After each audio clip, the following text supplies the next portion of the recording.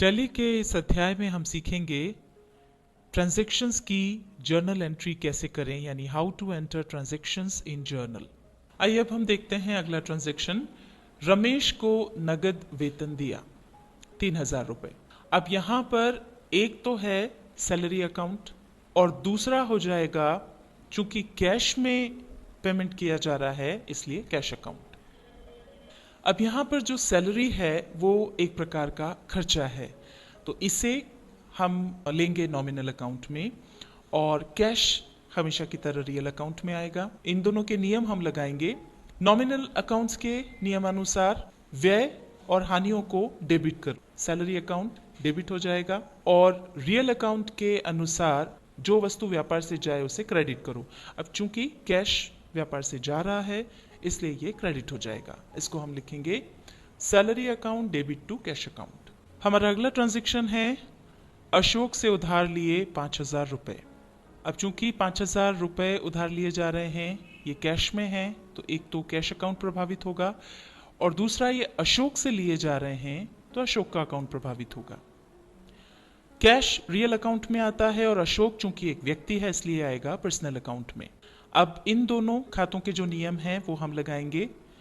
Real accounts के नियम के अनुसार जो वस्तु व्यापार में आए उसे डेबिट करो, और चूंकि कैश व्यापार में आ रहा है इसलिए इसे डेबिट करेंगे, और अशोक जो है वो पैसे दे रहा है और पर्सनल अकाउंट्स के नियमानुसार देने वाले को क्रेडिट करो, तो ये लिखा जाएगा cash account debit to Ashok.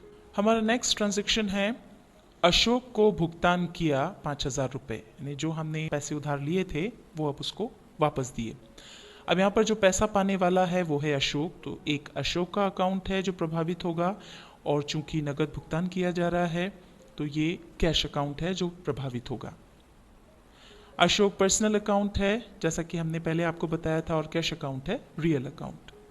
अब इन दोनों के नियमानुसार अशोक जो है वो पैसा पाने वाला व्यक्ति है, पाने वाले को डेबिट किया जाता है, और कैश जो है वो व्यापार से जा रहा है।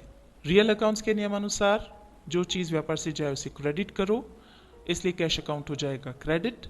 यहां पर हम इसे लिखेंगे Ashok debit to cash account. अब देखते हैं अगला ट्रांजैक्शन। दुकान का किराया दिया 1000 रुपए।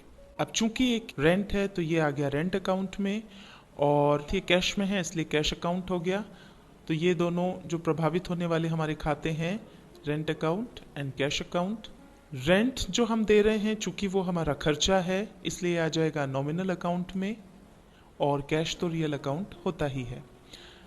अब इन दोनों अकाउंट्स में जो नियम लगते हैं उनके अनुसार, नॉमिनल अकाउंट का जो नियम है उसके अनुसार आपके जो भी खर्चे हैं उनको डेबिट करो, तो रेंट अकाउंट हो जाएगा डेबिट।